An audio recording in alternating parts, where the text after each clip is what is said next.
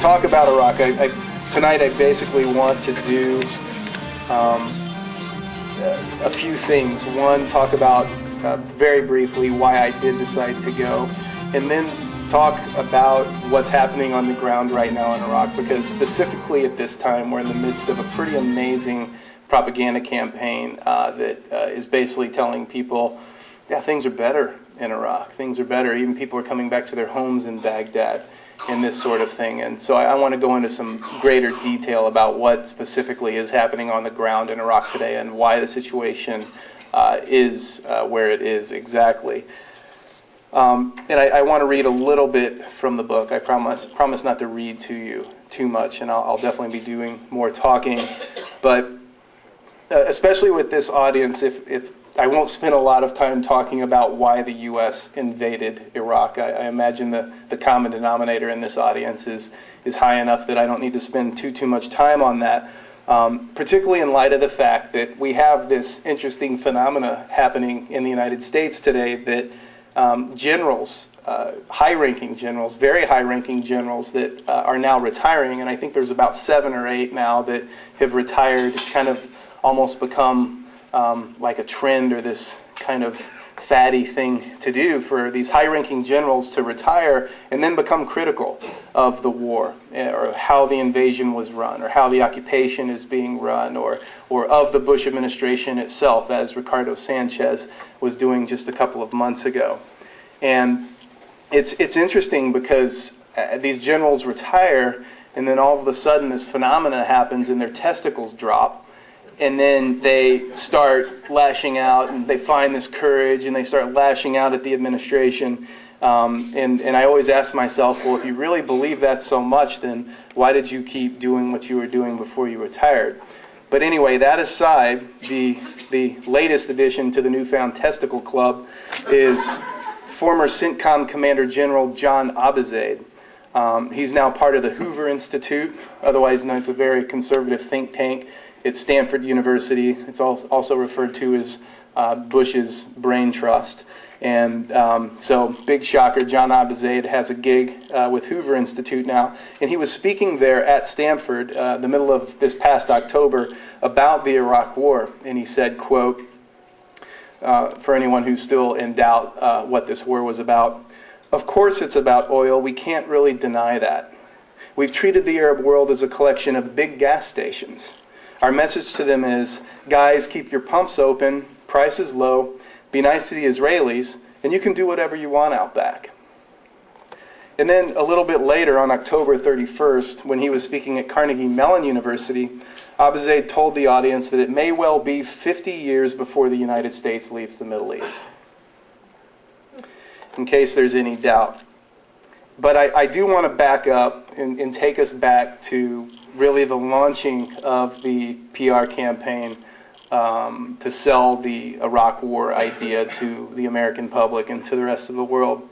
And I want to take us back to September 6, 2002 to do this, because it was on that day that the then White House Chief of Staff, Andrew Card, when speaking about the PR campaign for the Iraq War, told reporters in public, quote, "From a marketing point of view, you don't introduce new products in August."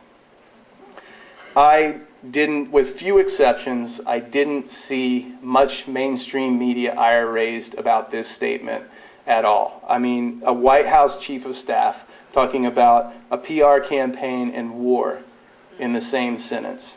But launch a PR campaign for war is exactly what he did, because literally on the very next day, on September 7th, 2002, George Bush and Tony Blair stood together at Camp David and declared that they had evidence from a United Nations International Atomic Energy Agency report that showed that Iraq was 6 months away from building nuclear weapons. The problem was, no such IAEA report ever existed, but we know that.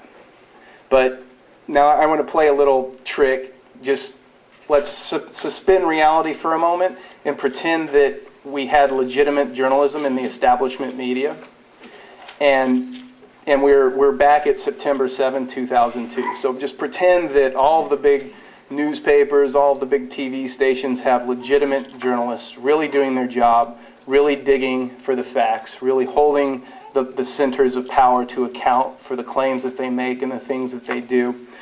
And that Bush and Blair make this outrageous statement claiming they have evidence from a UN IAEA report that actually doesn't exist. So in this world of legitimate journalism, we would assume then the next day, for example, on perhaps the most reputable newspaper in the United States, the New York Times, certainly the most prestigious, that the front page story should have been, the lead story should have been something like, Bush and Blair cite a report as evidence that actually doesn't exist.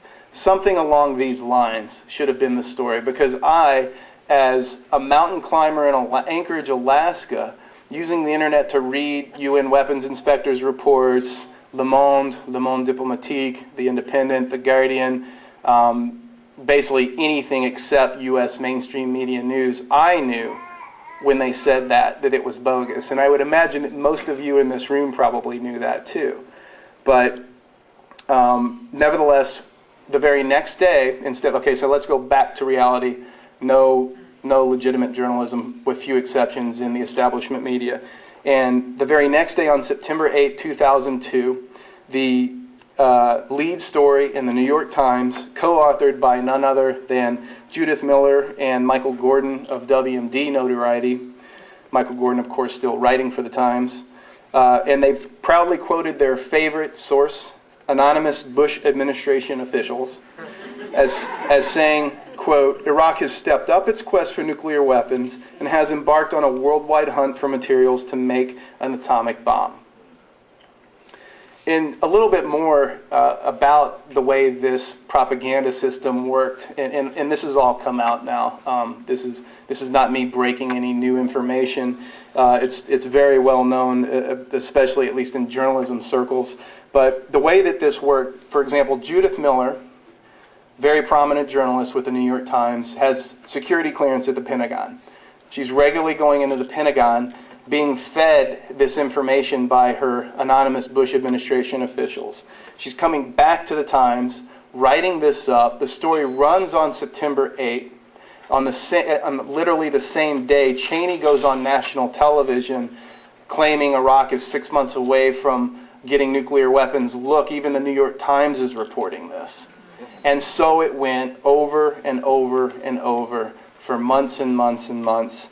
And watching that happen before my very eyes, that for me was my red line. That's when my red line got crossed. I was completely outraged at what I was seeing and felt that the stakes had to be upped a bit if anything was going to change. And so that was when my red line got crossed and I decided to go to Iraq.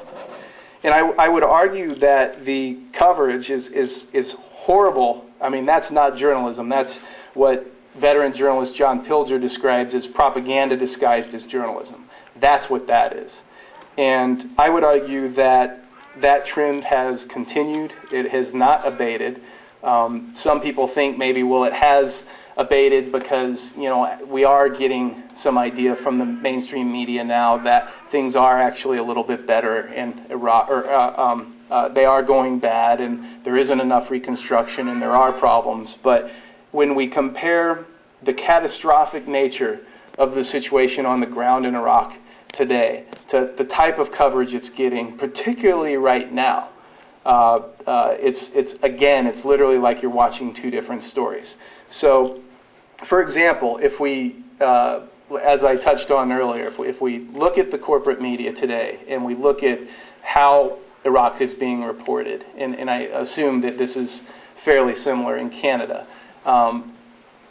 things are better. U.S. troop deaths are down to very, very low levels. People are returning to their homes in Baghdad. New breath is being brought into Baghdad. Baghdad's coming back to life. These are literally some of the headlines that have been in the New York Times and the Washington Post in recent weeks, and many of the other big papers around the U.S., the L.A. Times, the San Francisco Chronicle, Chicago Tribune. We can go down a long list.